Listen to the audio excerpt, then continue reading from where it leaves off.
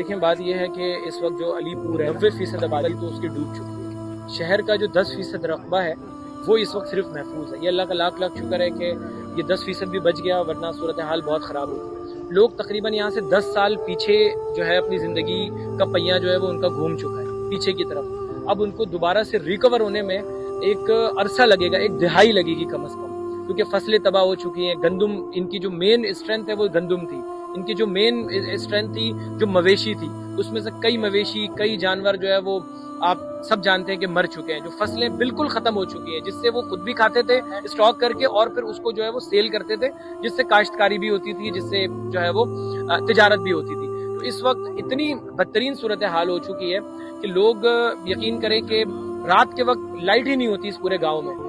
कितने ऐसे गांव है जहाँ पर लाइट नहीं होती, मतलब अगर किसी के पास फैन नहीं है और खुली फिजा में मौजूद है तो जो मच्छर काट रहा है, तो ये तरह तरह की जो बीमारियां हैं, डेंगू है, मलेरिया है, खारिश है, नजला है, ये सब कुछ जो है वो इन्फेक्शन इनको फैल रहा है। तो सबसे ज्यादा काम करने की जरूरत जो है वो तीन चीजों में है। सबसे पहले तो जो मेडिकल एड सर्विस है वो प्रोवाइड करने की जरूरत है।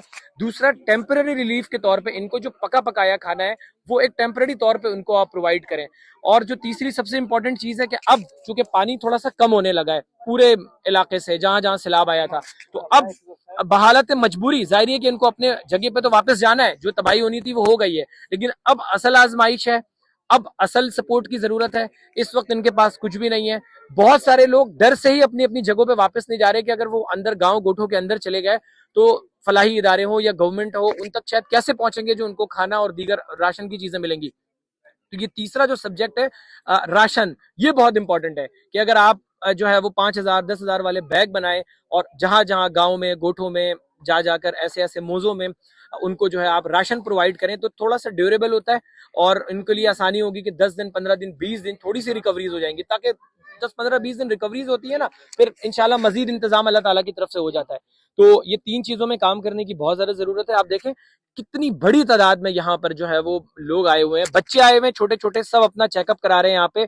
आप यहाँ पर जो है वो बुजुर्गों को देखें, खवातीन को यहाँ पर देखें, जिससे हम पूछ रहे हैं किसी को जो है वो खांसी का मसला आ रहा है, किसी को दाना निकला हुआ है, मतलब तरह तरह की लोग जो है वो बीमारी में है और उनको बीमारी लाहक हो रही है। तो ये मुश्किल की घड़ी है। हम मेरे ख्याल में जिस इलाके में मौजूद है, इस जगह का नाम क्या है?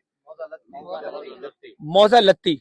ठीक है। अच्छा, कल हम जिस इलाके में काम कर रहे हैं अजमतपुर, कल हम जो है वो अजमतपुर की तरफ काम कर रहे हैं। इसी तरह ये डेली बेसिस पर हम कोशिश कर रहे हैं कि हमारी कैंप जो है ना वो कैंपेन जारी रहेगी, चाहे वो मेडिकल एड की हो, साथ में जो पके पकाए खाने की हो। इंशाल्लाह अगले हफ्ते से हम जो है शुरू कर रहे हैं अपनी राशन ड्राइव को।